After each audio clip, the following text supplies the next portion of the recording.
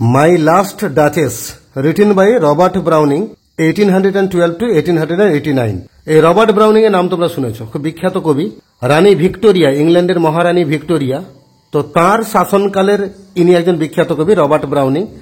Victorian এজের অন্তর্গত খুব নামকরা ফেমাস, গোটা দুনিয়া জুড়ে যার সুনাম ছিল, এরকম একজন কবি হচ্ছেন রবার্ট ব্রাউনিং। রানী ভিক্টোরিয়ার পার্সোনাল দরবারে এই রবার্ট ব্রাউনিং খুব নামকরা একজন কবি ছিলেন। ভিক্টোরিয়া ব্যক্তিগতভাবে এই ব্রাউনিংকে খুব পছন্দ করতেন। ইনার কয়েকটা বিখ্যাত পোয়েম হচ্ছে the last ride together, Porphyria's lover, meeting at night. এই যে মিটিং অ্যাট নাইট কবিতাটা বললাম না, এটা ক্লাস 11-এর পুরনো সিলেবাসে যে পোয়েমগুলো ছিল তাতে কিন্তু মিটিং অ্যাট নাইট এই কবিতাটা ছিল।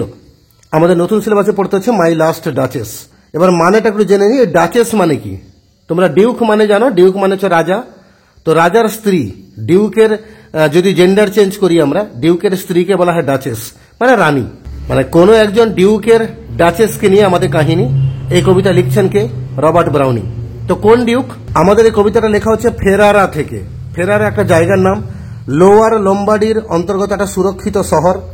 এই শহরের নাম হচ্ছে ফেরারা। এই ফেরারার যিনি ডিউক, বিশেষ করে পঞ্চম ডিউক, ফিফথ ডিউক, নাম হচ্ছে সেকেন্ড আলফানসো। এই সেকেন্ড আলফানসোর স্ত্রী হচ্ছে আমাদের আলোচ্য কবিতায় ডাচেস।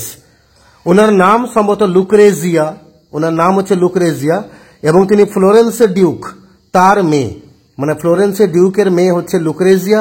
লুক্রেসিয়া হচ্ছে আমাদের দ্বিতীয় আলফানসো বা আলফানসো দ্য সেকেন্ড, এই যে ডিউক, ওনার স্ত্রী। তো এই ডাচেস মানে লুক্রেজিয়া এ কিন্তু মারা গেছে, আর ইনি হচ্ছেন ডিউকের গত স্ত্রী। তো তাকে নিয়ে ডিউক এই কবিতাটা বলছেন। এটা একটা ড্রামাটিক মনোলগ। ড্রামাটিক মনোলগ মানে মেন যে ক্যারেক্টার সে নিজের অজান্তে নিজের কাহিনী নিজে নিজে বলছে। সামনে হয়তো একটা শ্রোতা আছে, একজন লিসেনার আছে, কিন্তু তিনি নিজের কাহিনী নিজে বলে যাচ্ছেন। এরকম কাহিনীগুলোকে আমরা ড্রামাটিক মনোলগ বলি। এটা রবার্ট ব্রাউনিং এর থেকে ভালো হয়তো অন্য কেউ রাইটার বা অন্য কোনো কবি হয়তো লিখতে পারতেন না। তো রবার্ট ব্রাউনিং এর এই ড্রামাটিক মনোলগগুলো খুব বিখ্যাত। আমাদের আলোচ্য পোয়েমটাও একটা ড্রামাটিক মনোলগ। এখানে রবার্ট ব্রাউনিং তিনি আবার তার স্ত্রী মারা গেছেন। এই মাই লাস্ট ডাচেস মানে আমার গত স্ত্রী, মানে যে স্ত্রী তিনি মারা গেছেন ওই স্ত্রীর সম্পর্কে বলছেন তিনি। তিনি আবার নতুন একটা বিয়ে করতে চলেছেন। একজন বিখ্যাত কাউন্ট, মানে অভিজাত ব্যক্তি, কাউন্টের মেয়েকে বিয়ে করতে চাইছেন। তো সেই কাউন্টের বাড়ি থেকে একজন মেসেঞ্জার কাউন্টের মেয়ের বিয়ে খবর নিয়ে ডিউকের কাছে এসছে, মানে ওই কাউন্টের মেয়ের সাথে ডিউকের বিয়ে হতে চলেছে। তো সেই যে মেসেঞ্জার এসেছে, সেই মেসেঞ্জারের সঙ্গে কথাবার্তা বলছেন আমাদের আলোচ্য ডিউক সেকেন্ড আলফানসো। তো তিনি সেই কাউন্টের যে মেসেঞ্জার তাকে উদ্দেশ্য করে তিনি নিজে নিজে কিছু কথা বলে যাচ্ছেন। তিনি বলছেন যে আমার স্ত্রী গত যে মারা গেছে তার এরকম একটা অবস্থা ছিল, তাকে আমি ভালোবাসতাম কি না, বা সে কিভাবে মারা গেল, আমি নতুন বিয়ে করতে চাইছি, আমার রেজলিউশনটা কি, বা কিভাবে কি করব, এগুলো তিনি ড্রামাটিক মনোলগের আকারে শোনাচ্ছেন। আর সামনে লিসেনার হচ্ছে সেই কাউন্টের মেসেঞ্জার। এখান থেকে আমাদের পোয়েমটা শুরু হচ্ছে, মাই লাস্ট ডাচেস। এই ফেরারা কি একটা শহরের নাম বললাম। আমাদের আলোচ্য ডিউক হচ্ছেন এই ফেরারার একজন ডিউক, সেকেন্ড আলফানসো তার নাম। আর তার যে স্ত্রীকে নিয়ে ডাচেস বলতে তিনি যে স্ত্রীর কথা বলছেন সেই স্ত্রীর নাম হচ্ছে লুক্রেজিয়া। এবার তিনি নতুন বিয়ে করতে চলেছেন কাকে না, একজন কাউন্টের মেয়েকে বিয়ে করতে চলেছেন। তো এবার তিনি সেই মেসেঞ্জারের সামনে নিজের বিগত স্ত্রীর কথা কিছু বলছেন। আর এই বলার মধ্যে দিয়ে তিনি জানান দিতে চাইছেন যে তিনি কেমন মানুষ, এবং নিজের অজান্তেই তার নিজের ক্যারেক্টারটা এই কটা লাইনের মধ্যে দিয়ে ফুটে উঠবে। এবং তিনি সুন্দরভাবে বলতে চাইছেন যে তিনি ওই কাউন্টের মেসেঞ্জারকে জানাতে চাইছেন যে তিনি কি রকম স্ত্রী চাইছেন, ইন ফিউচার তার যে স্ত্রী হবে তার বৈশিষ্ট্য কেমন হওয়া উচিত, তিনি কি পছন্দ করেন বা কি পছন্দ করেন না, এই নিয়ে পোয়েম। তাহলে একটু ব্যাকগ্রাউন্ড শুরুতে একটু বলতে আমি টাইম নিয়ে নিলাম। এগুলো না শুনলে এই পোয়েমটা বুঝতে একটু অসুবিধা হবে, তাই এগুলো জানার দরকার ছিল। এগুলো জেনে নিলে এবার আমরা লাইন পড়ে মানে বলার চেষ্টা করি। তাহলে সামনে সেই কাউন্টের মেসেঞ্জার দাঁড়িয়ে আছে, তার সামনে এবার আমাদের ডিউক বলা শুরু করছেন, that's my last duchess painted on the wall. দেওয়ালে একটা ছবি টাঙানো আছে, সেই ছবির সামনে ডিউক দাঁড়িয়ে আছেন। এই ছবিটাকে দেখিয়ে বলছেন দ্যাটস মাই লাস্ট ডাচেস, এই হচ্ছে আমার বিগত স্ত্রী, মানে যে মারা গেছে। পেন্টেড অন দ্য ওয়াল, তার ছবিটা দেওয়ালে সুন্দর করে আঁকা রয়েছে, আমার বিগত স্ত্রী, তার ছবিটা আঁকা আছে দেওয়ালে। Looking as if she were alive, কিন্তু ছবিটা এত বেশি অ্যাক্টিভ, মানে এত বেশি লাইভলি, এত বেশি প্রাণবন্ত মনে হচ্ছে, যেন মনে হচ্ছে সে বেঁচে আছে। ছবিটা যেন কথা বলতে চাইছে, যেন সে এখনো জীবিত আছে। এই সির পরে ওয়াজ বসার কথা, কিন্তু ওয়ার বসানো হয়েছে কেন? যেহেতু এখানে অলিক কল্পনা বোঝাচ্ছে।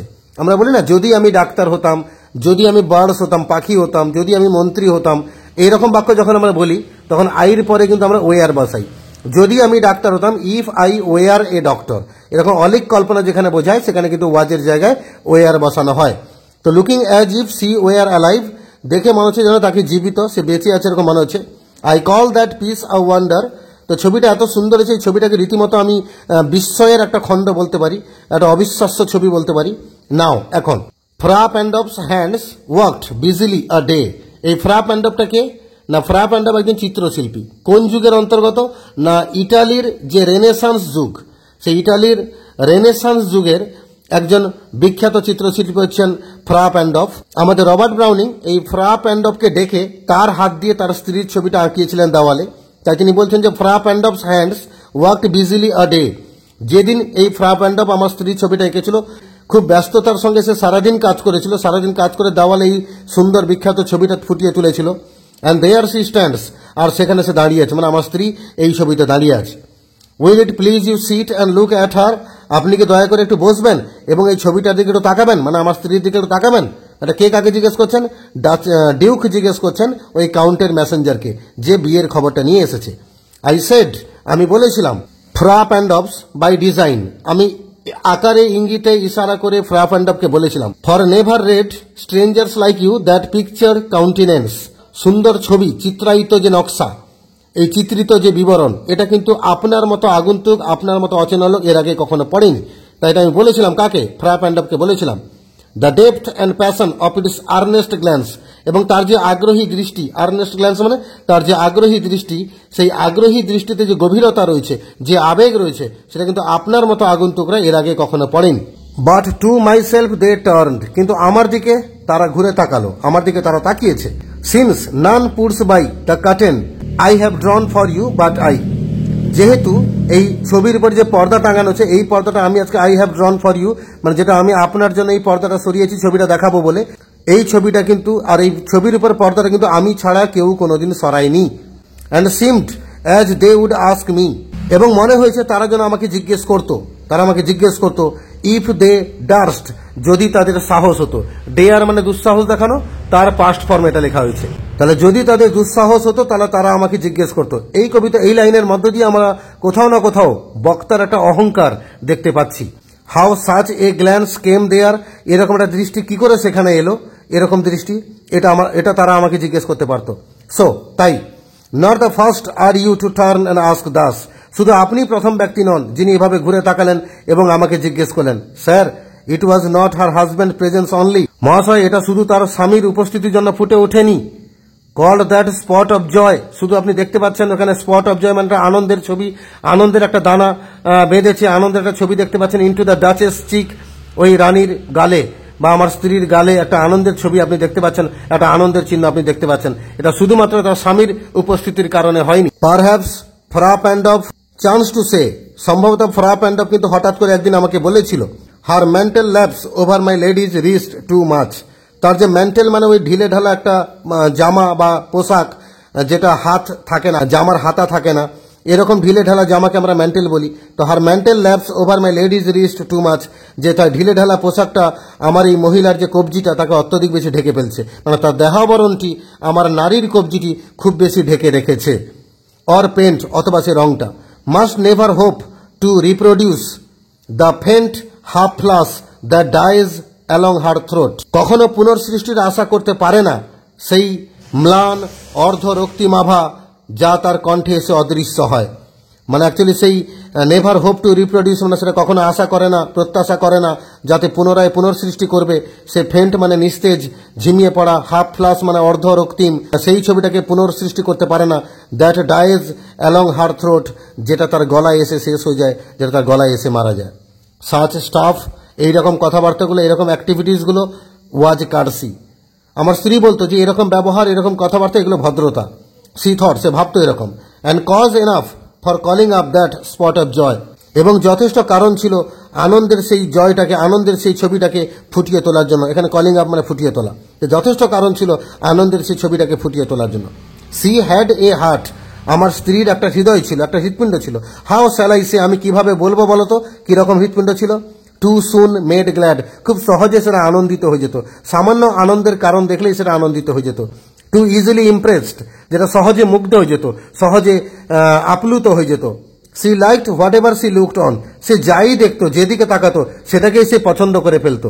And her looks went everywhere, এবং তার দৃষ্টি, তার চাহনি সর্বত্র যেত। Sir, it was all one, এই সবটা কিন্তু এক ছিল, সব কিন্তু একই রকম ছিল। My favour at her breast, আমার দেওয়া উপহার, এখানে ফেভার মানে উপহার। My favour at her breast, আমার দেওয়া উপহার, ফেভার মানে উপহার। আমার দেওয়া উপহার তার বুকের মধ্যে ছিল, তার বুকের উপর লাগিয়ে রেখেছিল সে। The dropping of the daylight in the west, কিন্তু সেটা ছিল পশ্চিম আকাশে সেই পড়ন্ত দিনের আলোর মতো, অস্তমিত সূর্যের মতো, মানে সেটাকে সে খুব একটা বেশি আলাদা গুরুত্বের চোখে দেখেনি। The bough of cherries some officious fool broke in the orchard for her, কিছু অফিসিয়াস ফুল মানে গায়ে পড়া কিছু বোকারা, মানে যারা গায়ে পড়ে লোকের উপকার করতে আসে কিছু বোকারা, সেই বোকারা চেরি গাছের ডালা ব্রোক মানে ভেঙে আনতো, অর্চার্ড মানে ফলের বাগান, ফর হার মানে তার জন্য। তাহলে কিছু গায়ে পড়া বোকারা ভেঙে আনতো চেরি গাছের ডালা, কার জন্য? আমার স্ত্রীর জন্য, ফলের বাগান থেকে। দ্য হোয়াইট মিউল, আর সে সাদা খচ্চর, খচ্চর মানে তোমার ওই গাধা জাতীয় একটা প্রাণী যার পিঠে চড়ে ঘুরে বেড়ানো যায়, সে সাদা খচ্চর। আর সেই সাদা খচ্চরটি she rode with round the terrace, যার পিঠে সে চড়ে বেড়াতো এই টেরেস মানে প্রাঙ্গণের চারপাশে, প্রাঙ্গণের চারপাশে সে সাদা খচ্চরটাকে নিয়ে ঘুরে বেড়াতো। অল অ্যান্ড ইচ, সব এবং প্রতিটি, would draw from her alike the approving speech, তার কাছ থেকে পেত একই রকম স্তুতি বাক্য। অ্যাপ্রুভিং স্পিচ মানে সম্মতি বাক্য, মানে তার কাছে যেই আসতো, যে প্রাণী হোক, কোনো বস্তু হোক, কোনো মানুষ হোক, সবাই তার কাছ থেকে একই রকম স্তুতি বাক্য শুনতো, সবাই তার কাছ থেকে একই রকম প্রশংসার বাক্য শুনতো। মানে সে একটু কাকে বেশি গুরুত্ব দিতে হবে, কাকে কম গুরুত্ব দিতে হবে, এগুলো সে কম বুঝতো। ফলে স্বামীকেও যে গুরুত্ব দিত, বাইরে আসা লোকজনকে তো সেই একই গুরুত্ব দিত, কোনো পশু প্রাণীকেও সে একই গুরুত্ব দিত, তার মধ্যে কোনো পার্থক্য ছিল না। অর ব্লাস অ্যাটলিস্ট, অন্তত সেই রক্তিম আভা সে সবাইকে সমানভাবে অর্পণ করত। সি থ্যাঙ্কড মেন, পুরুষ মানুষকে সে ধন্যবাদ জানাতো। কে? আমার স্ত্রী। পুরুষ মানুষকে সে ধন্যবাদ জানাতো। গুড, ভালো কথা এটা, পুরুষ মানুষকে ধন্যবাদ জানাবে। বাট থ্যাঙ্কড সামহাও, কিন্তু যেভাবে হোক সে ধন্যবাদ জানাতো। আই নো নট হাউ, আমি জানি না কিভাবে দিত সে থ্যাংক ইউ বলতো, কিভাবে বলতো, এটা আমি জানি না। As if she ranked my gift of a 900 years old name, আমার সে 900 বছরের বেশি পুরনো নাম দেওয়া যে উপহার, সেটাকেও সে তালগোল পাকিয়ে ফেলেছিল, সেটাকে সে এনিবডি উইথ এনিবডিজ গিফট, এবং সেটাকে সে অন্য যে কারোর উপহারের সঙ্গে মিশিয়ে ফেলেছিল। এখানে 900 বছরেরও বেশি পুরনো নামের সে গিফট, মানে বলতে কবি কি বলতে চাইছেন? এখানে ডিউক বলতে চাইছেন যে তার যে সাম্রাজ্য, তার যে উত্তরাধিকার সূত্র, তার যে পরিবার, তার যে বংশ পরম্পরা, সেটা 900 বছর ধরে চলছে। সে 900 বছর ধরে পুরনো যে বংশ, সেই বংশে নামি দামি উপহার, সেটাকে সে বাকিদের উপহারের সঙ্গে নিজেকে মিশিয়ে ফেলছে সেই উপহারটাকে। তার মানে ডিউক বলতে চাইছেন যে আমার স্ত্রী আমার উপহারকে বাকিদের থেকে বেশি গুরুত্ব দেওয়ার কথা, কিন্তু সে তা না করে বাকিদের উপহারের সাথে আমার উপহারটাকেও গুলিয়ে ফেলত। Who would stoop to blame this sort of trifling, এরকম তুচ্ছ ব্যবহার, এরকম খামখেয়ালিপনা, এটাকে দোষ দিয়ে এত মাথা নত কে করবে? এত মাথা নত করার মতো লোক আমি ছিলাম না যে এরকম একটা তুচ্ছ ব্যবহারকে গুরুত্ব দেব আর তার সামনে মাথা নত করব। Even had you skill in speech, এমনকি আপনার কিন্তু ভাষায় কথা বলার দক্ষতা ছিল, আপনার ভাষায় কথা বলার ক্ষমতা আছে, দক্ষতা আছে, হুইচ আই হ্যাভ নট, যে ক্ষমতাটা হয়তো ভগবান আমাকে দেয়নি, আমার হয়তো নেই।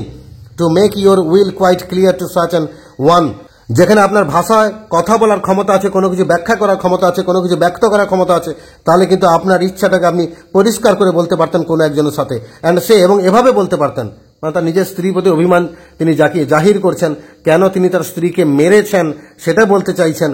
তিনি বলছেন যে আপনার যখন কথা বলার ক্ষমতা ছিল আপনি বলতে পারতেন যে just this or that in you disgust me, যে আপনার এই ব্যবহার, ওই ব্যবহার, এই কথা, সেই কথা, এগুলো আমাকে বিরক্ত করে, অতএব আমি এগুলোকে পছন্দ করছি না, এরকমভাবে একটু অ্যাটলিস্ট একটা ওয়ার্নিং কথাবার্তা বলার দরকার ছিল, বা অন্তত বলা উচিত ছিল।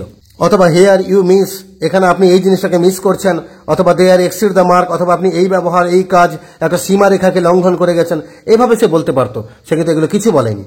And if she let herself be less and so, যদি সে নিজে একটু শিক্ষিত হতো, নিজেকে সেইভাবে শিক্ষানবিশ করে তুলতো, নিজেকে যদি সেভাবে শিক্ষিত করতো, নর প্লেনলি সেট হার উইডস টু ইয়োর্স, সে যদি নিজের বুদ্ধিটাকে আপনার বুদ্ধির সঙ্গে গুলিয়ে না ফেলতো, আপনার বুদ্ধির সঙ্গে মিশিয়ে না ফেলতো, ফোরসুদ, আর সেই জন্য এমত অবস্থায় অ্যান্ড মেড এক্সকিউজ, তাহলে সে অজুহাত তৈরি করতে পারতো, কিন্তু সেগুলো কিছু করেনি।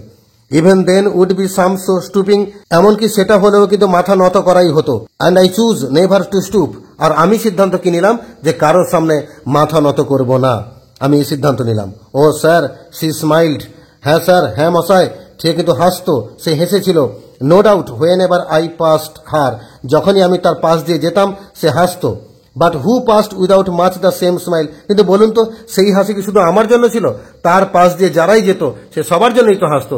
কে না গেছে তার হাসিটা না দেখে? বলুন তো, সে সবাইকে সমানভাবে হাসি দিয়েছে, আমাকেও দিয়েছে, বাকিদেরকেও দিয়েছে, একই রকম হাসি প্রদান করেছে। এখানেই কিন্তু আমাদের ডিউকের ঈর্ষার কারণ। তিনি তার স্ত্রীকে নিজের একান্ত করে পেতে চেয়েছিলেন, কিন্তু তার স্ত্রী সবার সঙ্গে সমান ব্যবহার করত, সবার সঙ্গে হেসে কথা বলতো, সবার সঙ্গে সহজে মিশে যেত। তাই ডিউকের মেন অভিযোগ ছিল তাহলে তার স্বামীকে আলাদা করে গুরুত্ব দিচ্ছে না। আর এরকমভাবে ঈর্ষান্বিত হয়ে একটা সময় ডিউক কিন্তু একটা ভয়ঙ্কর পদক্ষেপ নিয়ে নিয়েছিলেন যে না, আমার এই স্ত্রীকে আর রাখা যাবে না, একে মারতে হবে। দিস গ্রিউ, এটা বাড়তে লাগলো, তার এই ব্যবহারটা বাড়তে লাগলো, তার এই অন্যের প্রতি সমান সহানুভূতি প্রদর্শন এটা বাড়তে চললো, বেড়ে চললো। আই গেভ কমান্ডস, তখনই আমি আমার লোকজনকে আদেশ দিয়ে দিলাম, তাদেরকে কমান্ড করলাম, আদেশ দিলাম। দেন অল স্মাইল স্টপ টুগেদার, তারপর সমস্ত হাসি একসঙ্গে বন্ধ হয়ে গেল। মানে আমার স্ত্রী মারা গেল, তাকে মার্ডার করা হলো। There she stands as if alive, আর এখন ছবির দিকে তাকান যেন সে জ্যান্ত অবস্থায়, জীবিত অবস্থায় দাঁড়িয়ে আছে। Will it please you rise, আপনি একটু উঠে দাঁড়াবেন। We will meet the company below, দেখুন নিচে আপনার সঙ্গে কিছু লোকজন এসছেন, সেই লোকেদের সাথে আমরা কথা বলবো, চলুন নিচে চলুন। দেন আই রিপিট, আমি আবার বলছি, the count your master's known munificence, আপনি যে কাউন্টের হয়ে এখানে এসেছেন, আপনার প্রভু কাউন্ট, তার যে নন মিউনিফিসেন্স, তার যে উদারতা রয়েছে গোটা দুনিয়া জানে, তিনি দান করতে প্রচুর পারেন, তার দানশীলতা রয়েছে, তার উদারতা রয়েছে। ইজ অ্যাম্পেল ওয়ারেন্ট, সেটা যথেষ্ট ওয়ারেন্টি দিচ্ছে, যথেষ্ট নিশ্চয়তা প্রদান করছে, that no just pretence of mine for dowry will be disallowed, আমি ওনার মেয়েকে যখন বিয়ে করব, আমি পণের জন্য, যৌতুকের জন্য যা যা ডিমান্ড করব সেটাকে নিশ্চয়ই তিনি ডিসঅ্যালাউ করবেন না, তিনি সেটাকে অ্যালাউ করবেন। আমি যা চাইবো তিনি সেটা আমাকে দেবেন। Though his fair daughter self, আর যদিও তার যে সুন্দরী মেয়ে রয়েছে যাকে আমি বিয়ে করতে চলেছি, তার সুন্দরী মেয়ে, অ্যাজ আই অ্যাভাউড অ্যাট স্টার্টিং, আমি শুরুতেই বলেছি আপনাকে, ইজ মাই অবজেক্ট, সেই কাউন্টের যে মেয়ে সে কিন্তু আমার লক্ষ্য, আমার অভীষ্ট, আমি তাকে পেতে চাই আমার স্ত্রী হিসেবে। ন্যায় we will go together down, না আমরা নিচে যাব, চলুন। স্যার নোটিস, একবার দেখুন এই আমার হাতের উপহারটাকে দেখুন। Neptune though taming a sea horse, Neptune হচ্ছে রোমানদের সমুদ্র দেবতা। সমুদ্র দেবতা নেপচুনের যে ছবিটা হয় তাতে দেখা যায় নেপচুন একটা সামুদ্রিক ঘোড়াকে বস মানাচ্ছেন, সেরকম একটা মূর্তি ডিউক ওই মেসেঞ্জারকে দেখাচ্ছেন যে দেখুন স্যার, এই লক্ষ্য করুন এই নেপচুনের যে মূর্তি নিয়ে আমি দাঁড়িয়ে আছি, নেপচুন যদিও ছবিতে দেখা যাচ্ছে তিনি সামুদ্রিক ঘোড়াকে বস মানাচ্ছেন। থট এ রিয়ালিটি, এরকম দৃশ্য সত্যি একটা দুষ্প্রাপ্য, আমরা নর্মালি কোনো মানুষকে দেখি না সামুদ্রিক ঘোড়াকে বস মানাতে, নেপচুনের ছবিতে সেই দৃশ্যটাই ফুটে উঠেছে। আর যদিও এটা দুষ্প্রাপ্য ছবি, which Claus of Innsbruck cast in bronze for me, যেটা ইন্সব্রুকের ক্লজ মানে সেই মিস্ত্রিরা, ইন্সব্রুক জায়গার নাম, সেই ইন্সব্রুকের যে ক্লজরা মিস্ত্রিরা তারা বানিয়েছে ব্রোঞ্জ দিয়ে, এই মূর্তিটা বানিয়েছে ফর মি, আমার জন্য বিশেষ করে। মানে এখানে তিনি এই কথার মধ্য দিয়ে মেসেঞ্জারের কাছে একটা মেসেজ দিয়ে দিচ্ছেন, নেপচুন যেমন বস মানাচ্ছে সামুদ্রিক ঘোড়াকে, তেমনি আমি হচ্ছে ডিউক, আমার আন্ডারে যারা ডাচেস আসবে, যারা স্ত্রী হবে, তাদেরকে কিন্তু আমার বশবর্তী হয়ে চলতে হবে, আমার ক্ষমতা অনুযায়ী চলতে হবে, আমার নির্দেশ অনুযায়ী চলতে হবে, না হলে কিন্তু মাই লাস্ট ডাচেস, আমার যে শেষ স্ত্রী, তার যেভাবে মৃত্যু হয়েছে, পরবর্তীকালে যারা ডাচেস আসবে তার ক্ষেত্রে সে একই মৃত্যু ঘটবে। তার মানে এখানে তিনি একটা মেসেজ দিয়ে দিলেন ওই কাউন্টের মেসেঞ্জারে হাত দিয়ে, যে কাউন্টের যে মেয়েটা যাকে ডিউক বিয়ে করতে চলেছেন, কোন ডিউক? ফেরারার পঞ্চম ডিউক সেকেন্ড আলফানসো, তিনি বিয়ে করতে চলেছেন কাউন্টের মেয়েকে। আর কাউন্টের মেয়েকে তিনি একটা আনসিন মেসেজ যেন আগে থেকে পাঠিয়ে দিলেন যে এই নেপচুন যেভাবে সামুদ্রিক ঘোড়াকে বস মানাচ্ছেন, আমিও আমার ডাচেসকে সেভাবে বস মানাবো, না হলে কিন্তু আমার কথা যে শুনবে না তার কিন্তু এই একই অবস্থা ঘটবে যেটা ঘটেছে আমার লাস্ট ডাচেস এর ক্ষেত্রে। রবার্ট ব্রাউনিং এর পোয়েমগুলো এরকম। ইনার আর একটা বিখ্যাত পোয়েম পরফাইরিয়াস লাভার, সেখানেও আমরা দেখলাম তিনি তার লাভারের প্রতি এত বেশি, ওখানে পোয়েট যিনি কবি রয়েছেন বা সেখানে যে প্রেমিকের কথাটি বলা হয়েছে, তার প্রেমিকার প্রতি সে এতটাই ঈর্ষান্বিত ছিল, সে চাইছিল না তার সৌন্দর্য অন্য কেউ ভোগ করুক, এবং শেষ পর্যন্ত তার প্রেমিকাকে সে মেরে ফেলেছিল। এখানেও আমরা একই রকম ছবি দেখতে পেলাম যে এখানে প্রেমিক লাভার যে আছে, যে ডিউক আছে, ফেরারার যে ডিউক আলফানসো সেকেন্ড, তিনি কিন্তু তার স্ত্রীকে এভাবেই মেরে ফেলেছিলেন। আবার তিনি নতুন একটা জীবন শুরু করতে চলেছেন, আর সেই শুরু করার আগে কাউন্টের মেসেঞ্জারে হাত দিয়ে তিনি এই মেসেজটা পাঠালেন। কাউন্ট এখানে টোটালি শ্রোতা, কাউন্ট কোনো কথা বলছে, কাউন্টের মেসেঞ্জার এখানে টোটালি শ্রোতা, সে কোনো রিপ্লাই দিচ্ছে না, জাস্ট ড্রামাটিক মনোলগের আকারে ডিউক একা একা পুরো কবিতাটা বলে গেলেন, আর কাউন্টের মেসেঞ্জার সেটা শুনলো, সে গিয়ে কাউন্টকে শোনাবে এবং কাউন্টের মেয়েকে শোনাবে। এইভাবে একটা ড্রামাটিক মনোলগ শেষ হলো। সুন্দর কবিতা, রবার্ট ব্রাউনিং এর লেখা। তোমরা আগামী দিনে যদি ইংরেজির উপর অনার্স পড়ো তাহলে রবার্ট ব্রাউনিং এর আরো বেশ কয়েকটা পোয়েম পড়বে, আর নিঃসন্দেহে বলতে পারি ব্রাউনিং এর পোয়েম তোমাদেরকে নিরাশ করবে না, খুব ভালো লাগবে। তো যারা চ্যানেলটাতে নতুন আছে অবশ্যই চ্যানেলটাকে সাবস্ক্রাইব করে রাখো। তোমাদের এর আগে প্রিভিয়াস যে টেস্টগুলো আছে সবগুলো পড়ানোর ভিডিও আমার চ্যানেলে আপলোড করা আছে। এখান থেকে প্রশ্ন উত্তর কি হবে সেই ভিডিওগুলো আপলোড হয়ে যাবে, তোমরা সেগুলো পড়ে নেবে। তোমাদের পরীক্ষার সব রকম সাহায্য তোমরা এই চ্যানেল থেকে পেতে থাকবে।